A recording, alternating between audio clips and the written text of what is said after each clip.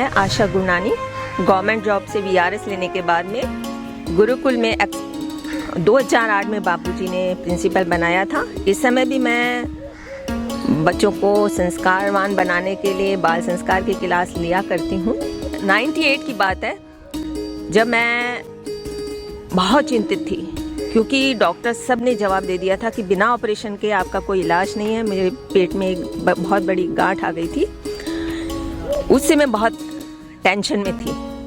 लेकिन जैसे ही मैंने बापूजी से दीक्षा ली और दीक्षा लेने के बाद में बापूजी 2 दिन बाद ही मेरे सपने में आए। बापूजी बोले, अरे बेटी तू इतनी चिंतित क्यों है, ये तो बहुत मामूली बात है, तुझे ऑपरेशन कराने की जरूरत ही नहीं है। मुझे ज़्यादा कुछ भी नहीं करना पड़ा, कहीं जाना नहीं पड़ा। मैंने बापूजी पे दृढ़ विश्वास रखा और बिना किसी इलाज के मैं बिल्कुल ठीक हो गई। ये सरप्राइज जब मैं औरों को देती थी वो भी बिलीव नहीं करते थे, लेकिन जब मैंने सोनोग्राफी कराई और डॉक्टर से मैंने पूछा तब सभी सेटिस्फाइड हो गए कि हाँ अब कोई प्रॉब्लम नहीं है। बापूजी की कृपा से मुझे कोई ऑपरेशन क्या, मुझे कोई ट्रीटमेंट भी नहीं लेना पड़ा और बापूजी स्वप्न में आए, मुझे आशीर्वाद दिया। उनका शक्तिपात से ही ये प्रॉब्लम मेरी मिनटों में सॉल्व हो गई। बापूजी पर मेरी दृढ़ श्रद्धा बढ़ती गई। जयपुर आश्रम में ही मैं बापूजी के दर्शन के लिए आगे जा रही थी, धक्का मुक्की में मैं नीचे गिर गई। सभी लोग मेरे ऊपर चढ़ गए और इतना पेनफुल फ्रैक्चर था, लेकिन मेरे मुंह से केवल बापू बापू निकल रहा था। और मैं कहूँगी बापू के दर्शन के बिना मैं अब डॉक्टर के नहीं जाऊँगी। तब ये मेरे हस्बैंड जो है सेवा में थे वहीं पर, मैं बापू बापू बापू के आगे बस मेरे आंसू बह रहे थे और मेरे मुंह से एक ही शब्द निकल रहा था, बापूजी बापूजी बापूजी। नेक्स्ट डे पूनम थी, रात के 10 बज चुके थे। हस्बैंड बोले डॉक्टर के पास चलो। मैंने कहा सुबह पूनम दर्शन के बाद मैं चलूँगी। मैं बापू बापू करके ही सो गई। रात को बापूजी ने मेरा हाथ पकड़ा और जैसे बिजलियाँ चमकती हैं ऐसे करंट मेरे पूरी बाह में फैल गया। सुबह मैं जब जगती हूँ कोई फ्रैक्चर नहीं, कोई पेन नहीं और ऐसी विशेष आनंद की अनुभूति हो रही है जो कि मैं शब्दों में नहीं कह सकती। बापूजी से दीक्षित होने के पहले मेरे इष्ट देव राम जी को मैं बहुत मानती थी। सभी कहते थे गुरु कर ले गुरु कर ले, मैं कहती थी नहीं, मैं राम जी से नहीं हटूंगी, मेरे इष्ट देव राम जी है, मैं गुरु जी नहीं करूंगी। लेकिन जब मैं राम जी के आगे बैठी तो अंदर से प्रेरणा हुई कि नहीं, गुरु जी तो करने होंगे और मैं तुझे गुरु जी के रूप में ही तुझे मैं मिलूंगा। और मुझे प्रेरणा हुई कि बापूजी से दीक्षा लेनी चाहिए। जन्मदिन मेरा आने वाला था, मैंने हस्बैंड से गिफ्ट मांगी। मैंने कहा मुझे एक बर्थडे गिफ्ट चाहिए लेकिन मेरी इच्छा की चाहिए। हस्बैंड बोले जो मांगेगी वो मैं दूंगा। मैंने कहा आपको और कुछ नहीं करना है, मेरे साथ दीक्षा लेनी है। और हस्बैंड ने मेरे साथ दीक्षा ली।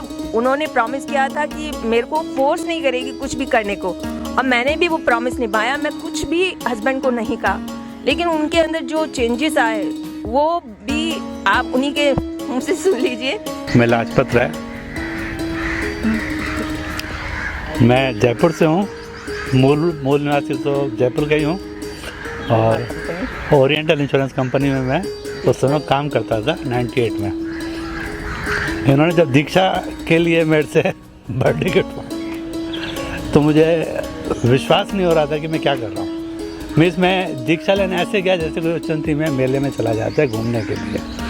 बापू ने दीक्षा में मंत्र दिया, माला जपने के लिए बोला और वो दिन और आज का दिन ऐसा भाव जागा, मैं बता नहीं पा रहा कि मैं किन शब्दों में व्यक्त करूं। 2007 में एक दिन मैं सुबह तैयार हो रहा था ऑफिस के लिए, तो मेरे पास में एक साधक का फ़ोन आया कि बापूजी जयपुर आ रहे हैं एकांतवास के लिए।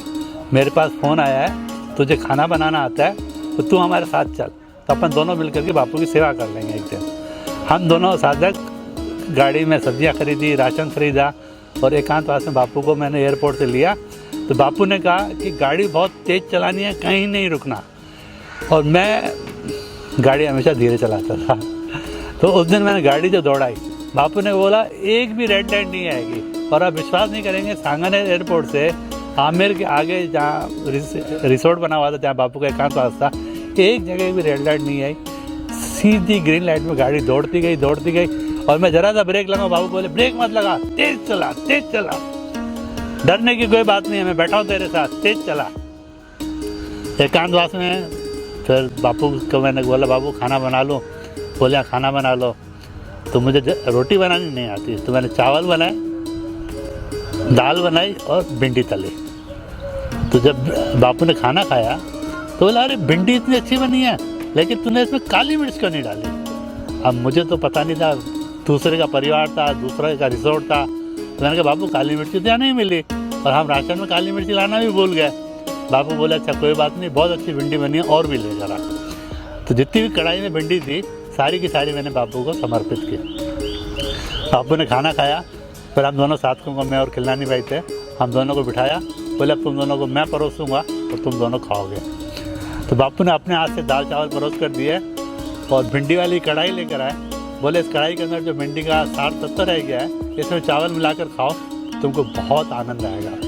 और वैसा आनंद खाने का मेरे को आज तक तो नहीं आया। फिर बापू ने पपीता भी बड़े स्टाइल से यूँ जिग जैग काट करके हमको अपने हाथ से पपीता खिलाया।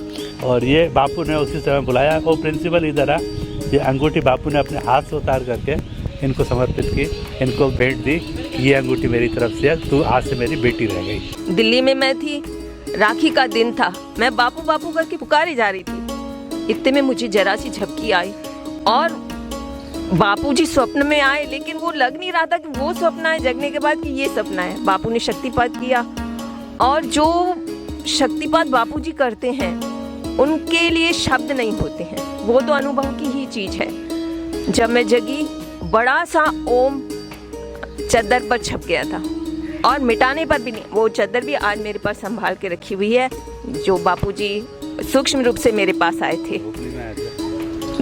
यहाँ 13 की बात है, ट्रांसफर हस्बैंड का हुबली हो गया था। मैं बापूजी से परमिशन लेने गई, बापूजी मेरे लिए क्या आ गया है, मैं गुरुकुल जाती हूँ, हस्बैंड कह रहे हैं मेरे साथ चलना होगा। बापूजी ने कहा जाना होगा। 2 दिन बाद ही बापूजी स्वप्न में आए और शक्तिपात करके सेब के 2 टुकड़े दिए। बोले बोल, हम दोनों ही बैठे में, बोले किसको दूं, तुझे दूं या इनको दूं। मैंने कहा बापूजी इनको दे दो। बापूजी बोले नहीं नहीं, आज तो मैं अपनी बिटिया को देने आया हूँ। बापूजी ने वो सेब दिया और फिर से ब्रेन के इधर शक्तिपात करते हुए बोले जो मुझे देना था दे दिया, अब मैं जा रहा हूँ। और उसके बाद बापूजी जेल चले गए। बस इसके ज्यादा कुछ नहीं बोल पाऊंगी।